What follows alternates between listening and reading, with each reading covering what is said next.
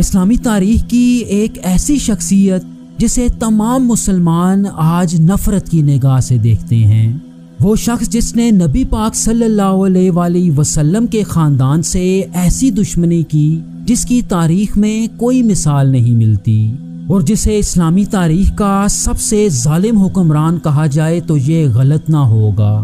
Viewers, आज हम अहले बैत के सबसे बड़े दुश्मन यजीद इब्ने मुआविया की फैमिली ट्री की बात करेंगे।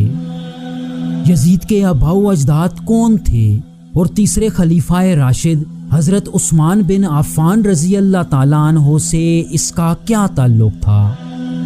इमाम मेहदी से लड़ने वाला जालिम तरीन बादशाह सुफियानी यजीद के किस बेटे की नस्ल से होगा, और मौजूदा दौर में यजीद की औलाद दुनिया के किन इलाकों में पाई जाती है।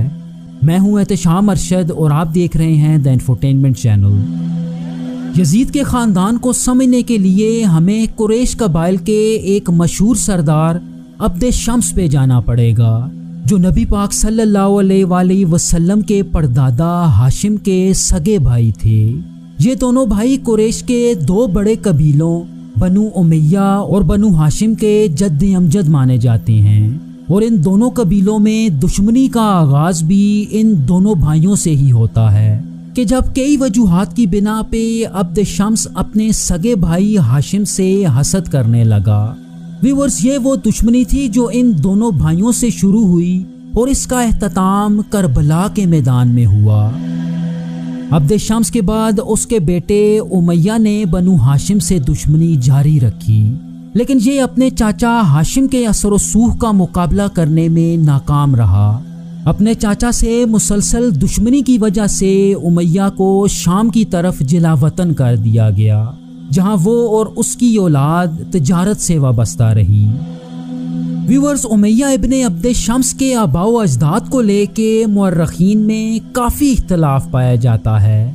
कई मुअर्रखीन उमैया को अब्द शम्स का हकीकी बेटा मानते हैं, लेकिन अक्सर शिया रवायात में आता है कि उमैया एक रूमी गुलाम था जिसे अब्द शम्स ने खरीद के आज़ाद किया और अपना मुंह बोला बेटा बना लिया।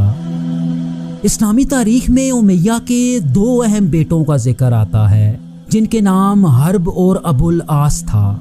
इनमें अबुल आस की नस्ल से तीसरे खलीफाए राशिद हज़रत उस्मान बिन अफ़्फ़ान रज़ी अल्लाह ताला अन्हो ताल्लुक़ रखते थे, जिन्हें बनु उमैया के तमाम अफराद में सबसे ऊंचा मकाम हासिल था।